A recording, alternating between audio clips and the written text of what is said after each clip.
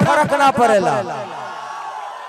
तू लोग वही चमचाई करके जो नीचे ही बड़ा जीवन भर नीचे। तो नमस्ते प्रणाम तक का हाल बा भाई लोगवा कहेला हमके बदमाश और हमरे नाम है ब्यास। जब छोटा छोटा सिंगर करता है कोई गलती तो सब लोग भड़क जाते हैं, लेकिन बड़ा सिंगर कुछ भी बोल दे कुछ भी कह दे लेकिन किसी को कुछ फर्क नहीं पड़ता है। अरे खेसारी जी, आपने स्टार नहीं सुपर स्टार हैं, जो कि आप बक्सर में आके इस तरह का घटिया बात बोलते हुए आपको थोड़ा सा भी शर्म नहीं आया। आप लोग भी देख सकते हैं खेसारी लाल ने क्या बोले हैं।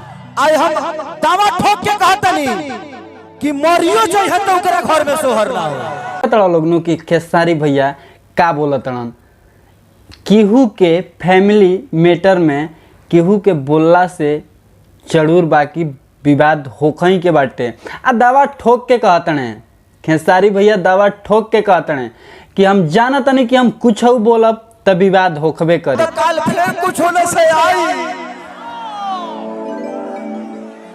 आई तो एनियो से जाई। तब फिर बोले के जरूरत का रहे खेसारी भैया का रहे। तब पता बाटे कि अखिलेश कश्यप आज के विवादित नहीं, वो बहुत पहले के विवादित हने। उनकर नमवे विवाद है, तो उनकरा दरवाजा पे और उनकरा घर पे विवाद हो। आपका नाम विवादित है, अगर विवाद आपके दरवाजे से नहीं उठा तो कोई मतलब नहीं बनता।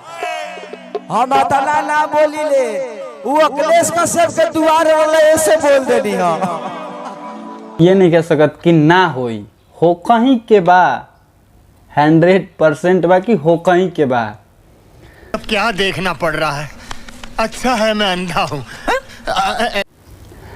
तब बस भैया लोग हम इतने चाहब कि विवाद कल बंद कर लो यार। कुछ गाना गावे के बताए, अच्छा गाना गावो लोग, विवाद में कुछ रखल नहीं है ना। तो माय नेम इज ब्यास रोस्टर, इतना रेलाई करब चाहे जो भी होके, power star super star diamond star जे भी होई, खूब रेलाई होई।